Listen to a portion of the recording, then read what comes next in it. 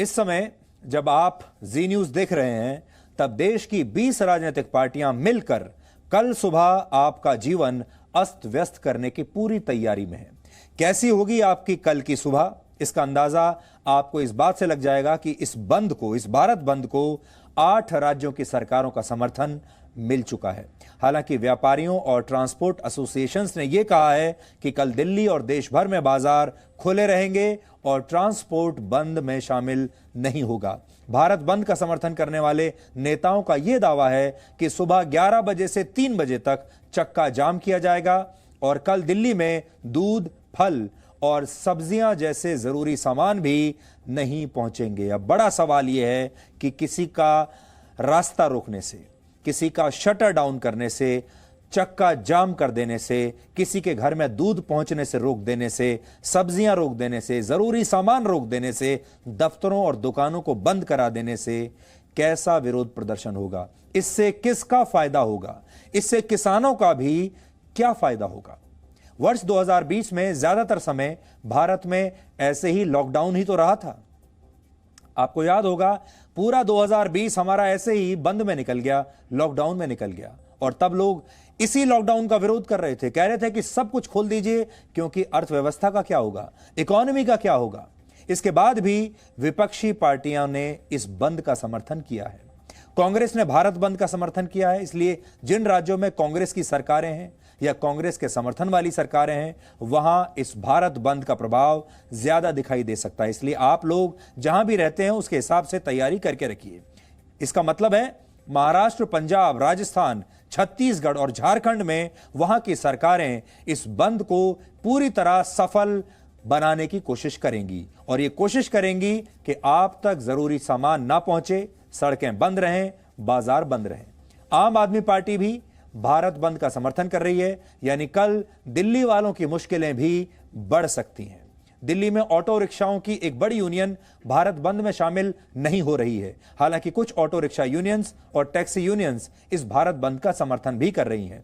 इसमें mobile apps based taxi services भी शामिल हैं। यानी अगर आप दिल्ली या आसपास के इलाकों में रहते हैं और आप mobile apps based taxi services लेते हैं तो कल आपको कहीं आने जाने में परेशानी हो सकती है।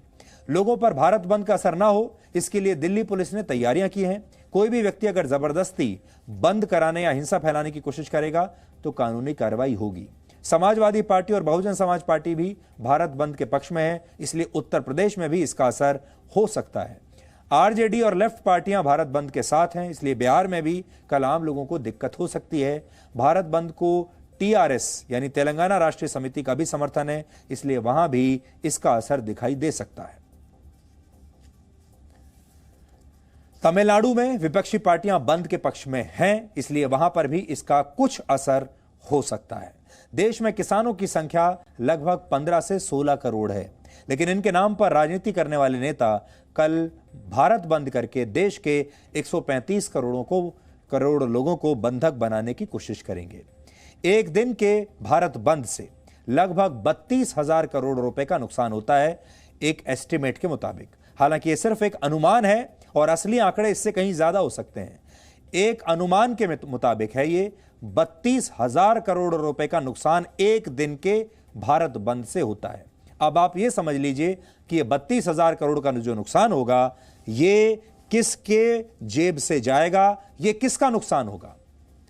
आप ये मत समझिए कि आपके ऊपर बंद का कोई असर नहीं होगा, क्योंकि देश के 32,000 करोड़ रुपए के नुकसान में आपका नुकसान भी शामिल है, इसमें आपका शेयर भी है। भारत में लगभग 20 करोड़ परिवार हैं और अगर हम 32,000 करोड़ रुपए को इन 20 करोड़ परिवारों से बांट दें तो हर एक परिवार को औसतन 1600 रुपए का नुकसान होगा और 1600 रुपए कमाने में भारत के किसानों को लगभग 8 दिन लग जाते हैं। अगर हम औसत आय हमारे देश में किसानों की देखें तो यानी एक दिन में 1600 रुपए का नुकसान एक आम भारतीय परिवार को उठाना पड़ेगा और यह पैसा किसी भी नेता की जेब से नहीं जाएगा, किसी भी राजनीतिक पार्टी के खजाने से नहीं जाएगा।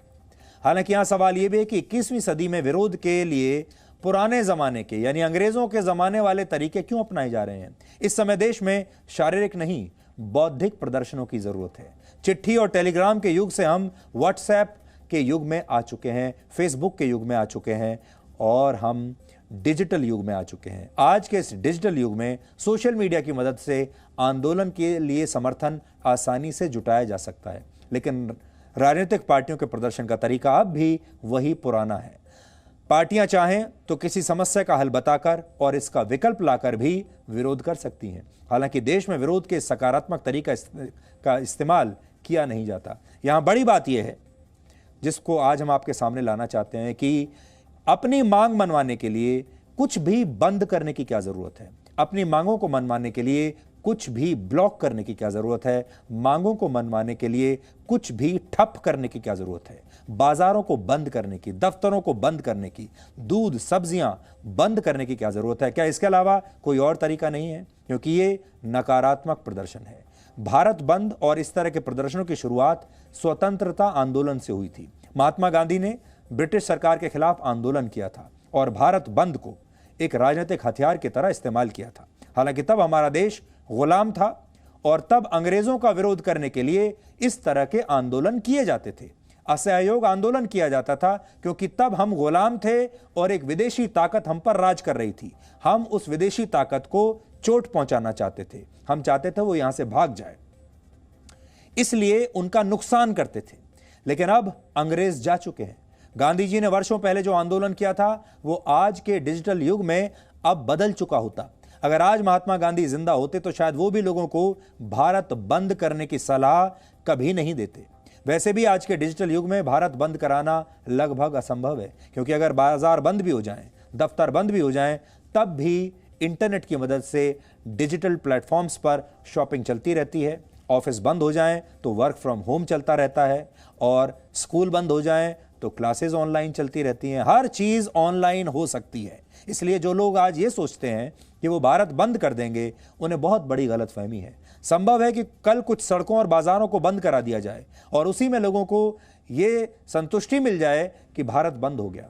लेकिन सब कुछ बंद भी हो गया तो भी हमारे देश में खाना ऑर्डर करना, बैंक के सारे काम, बस, ट्रेन, प्लेन और कार बुक करना, ये सब काम बंद के बावजूद डिजिटल तरीके से किए जा सकते हैं। तो फिर भारत बंद हो कैसे सकता है? इसलिए आज अगर आप अपने घर, दफ्तर या दुकान, आज हमारा जो आपसे जो कहना है वो ये है कि आपको नए युग के प्रदर्शनों के बारे में सोचना चाहिए। और इसके बारे में आज हम आपसे ये कहना चाहते हैं कि आजकल के जो नेता हैं उन्हें भी ये देखना होगा कि वो कैसे इस तरह का प्रदर्शन कर सकते हैं जिसमें देश के आम लोगों का नुकसान ना हो, व्यापारियों का नुकसान ना हो, और अब कुछ ऐसा करना होगा जिससे कुछ भी ठप ना हो, कुछ भी बंद ना हो।